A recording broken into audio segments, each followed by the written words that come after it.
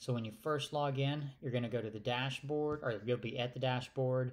From here, you have the option you can order a photo shoot if you want, which will open this order form. You can plug everything in and go through that process. Or this also shows you everything else. So it'll show you what you owe on, what jobs are scheduled, things that are completed, that kind of stuff. So you can go in and you can click pay now if you have something that's due. We don't ask for payment till the job is done. Down here at the bottom is the referral code. Make sure that if you send somebody to us that you give them that code to use when they sign up, and that'll get you a $35 credit.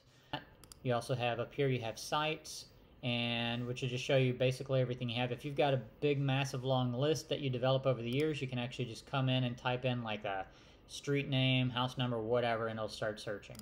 The other thing I wanted to kind of go over is this section right here. This is going to be where you put your headshot, your company logo. We actually, if you tell us which company you're with, we actually have branding set up for different agencies already, and we just assign it to you.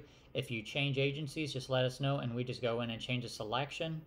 Of course, your billing address and stuff for your payments and all that stuff.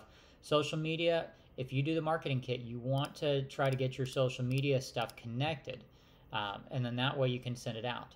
But you have different things over here. Reports, if you wanted, you can go in and you can generate reports on what you've done.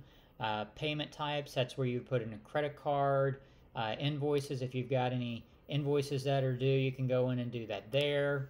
Over here you can connect over here with these things as well. So there's different things you can do, but this is just a quick overview of the dashboard, and all of this stuff is also accessible through the TNPC app, which I recommend getting if you don't have it already.